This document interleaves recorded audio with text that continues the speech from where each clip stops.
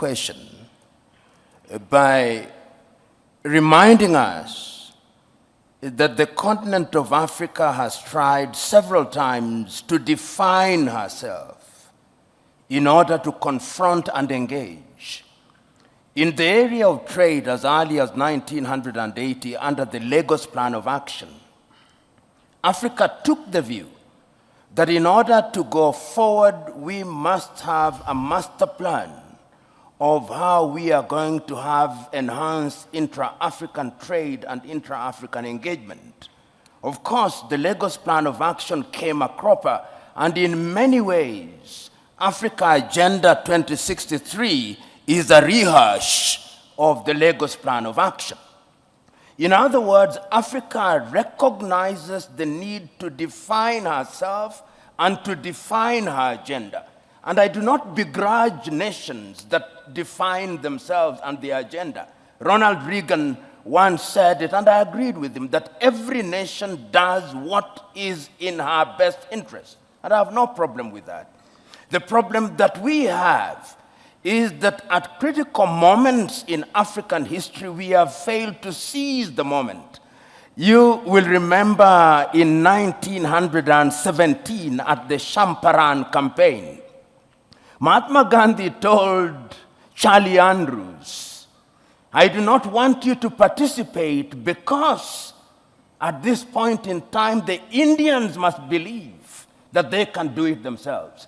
In other words, there comes a time in the history of a nation when even friends of goodwill must be told, keep aside.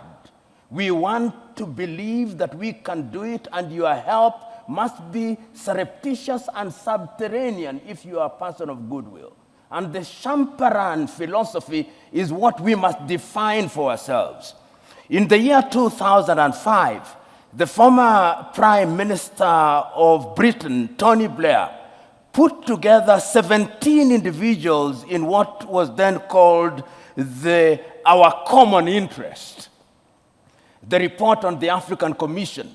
The Prime Minister, he was then the President of the European Union, from which Britain has now left, and he was also the President of the G8 at that time before the exclusion of Russia.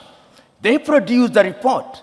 Right now, when I see the Blair Institute moving around Africa, they are implementing exactly what was in that particular report, and I have a copy of it, not for the benefit of Africa, but for the benefit of the Institute. And what they have done is to sugarcoat it and camouflage it for the purpose of hoodwinking Africa and for the purposes of creating an environment which benefits foreign companies to the detriment of the continent of Africa.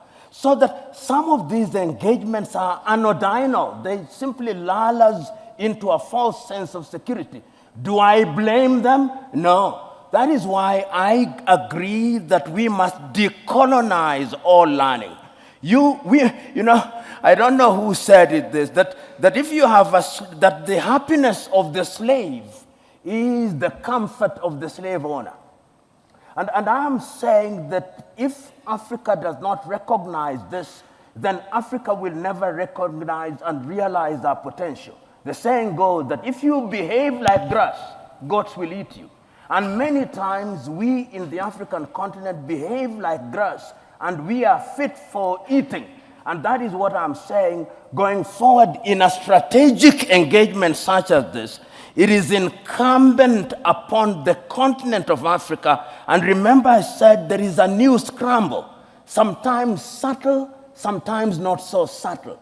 There was 1 month in this continent when the Russian foreign minister was here, the American foreign minister was here, the Chinese foreign minister was here, the French president was here, the Turkish president was here, within a period of 2 weeks. What were they looking for? What is in their best interest? They engaged little countries. They don't want to engage the East African community. They don't want to engage SADC.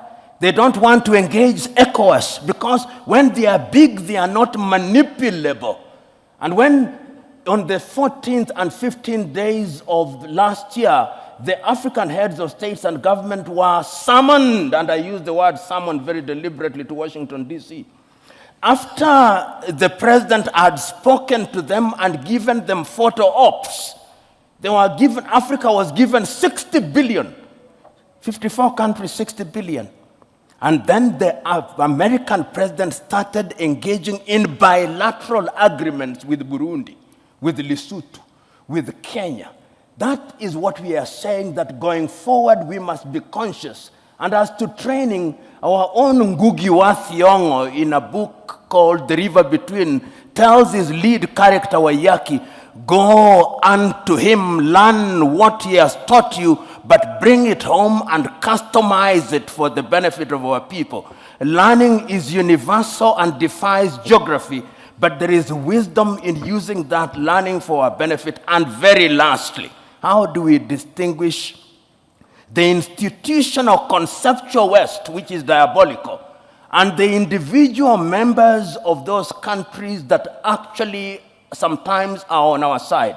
Institutionalized conceptual West, as articulated through government, is fundamentally diabolical. Their pretension to the contrary notwithstanding. And therefore, when we engage with them, we must have our guards up. We are capable, in my view, of discerning who is better, and that is the duty of our leadership. Our leadership doesn't do a good job out of it, and that is why the demand from the civil society, the demand from academia must remind leadership at all times, you are dining, and I'm using this as a term of art, that when you are dining with the devil, you must do so with a long spoon. Thank you. Thank you, Prof. I don't know that you wanted to respond to the issue of definition earlier on, or indeed any comments that you might have. Let us not drown ourselves in semantics. This is my view with due respect. First of all, let us remember that, and I always warn us Africans, if I was using my mother tongue to define interference, or using a Kiswahili word, what meaning would it carry? And sometimes we find ourselves prisoners of Portuguese, prisoners of French, prisoners of English, or any other colonial language which we have appropriated and which we now deploy in terms of engagement. History has demonstrated, and my good friend Kegoro said it, history has demonstrated not once, not twice, that the intentions appear to be noble in the beginning, but when they have come in like the proverbial Trojan horse, they go beyond their mandate. Show me what is happening to Libya today. Show me what is happening to the Central African Republic. Show me what is happening to Somalia today. They were all well-intentioned, and see the product. A tree shall be judged by its fruit. A mango that says it is an orange is still a mango. Thank you.